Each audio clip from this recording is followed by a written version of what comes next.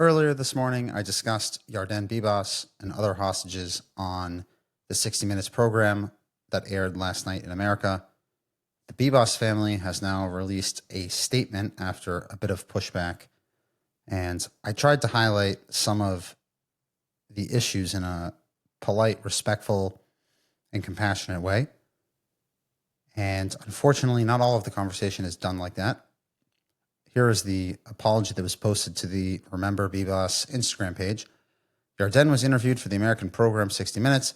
He chose with great courage, and while he is still grieving, for his family to try and help return the hostages still in captivity.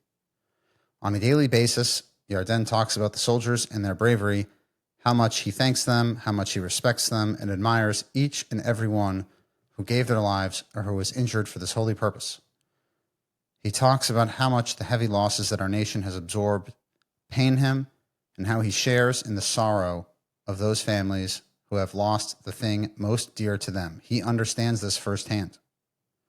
This, of course, is in response to when he said he is here because of Trump and didn't mention any other factors. Now, again, as I highlighted before, I understand what he was doing. And on the limited time that he was trying to focus to shift the mind of the American public, of the American government officials, and it completely makes sense from his perspective why he spoke like that. But I can also understand if you're a soldier who has fought for over 500 days, or if you're a family who lost your son, daughter, husband, wife on the front lines, how it would be deeply painful to see and hear that interview as well.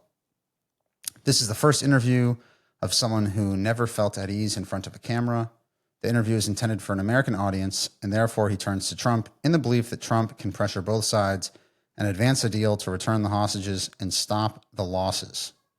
Yarden is a source of inspiration and admiration for us, no less. This is one of the moments where we can show Yarden that we are truly with him, whether we agree with him or not. We condemn hurtful responses and hurtful dialogue of any kind. With love, the Bibas family. It's a pretty nice statement. I would say there are many people that disagree with Yarden Bibas, and that's totally okay. Everyone feels for Yarden Bibas. Everybody wants to help Yarden Bibas. Everybody wishes that there is a conclusion to the war and that all of the hostages come home. There is a disagreement about the best way to do that and what is realistic and how to best remove Hamas from power and leave Israel in a strategic situation that is not a daily security threat on all sides. And there can be a real discussion, a robust discussion about those issues in a respectful and polite manner between people who have undergone the worst tragedy you could ever imagine and those who are just trying to help on the side or have some ideas that may or may not work. And God willing, the dialogue can head toward that direction where people can conduct themselves in a respectful way. Again, this was in defense of 60 Minutes. I don't think that 60 Minutes was trying to present a one-sided segment. I truly believe they were following the lead that was given to them by the hostage forum, by the Bibas family, by the Siegel family. And there are many Israelis that disagree with them. But that's one of the privileges and challenges of living in a free society in which people can have a number of different opinions. And God willing, the debate can be civil, remain civil, and most of all, oriented towards the fact that people want to see the hostages home with their families. They want to see the reservists not having to serve 500 days plus.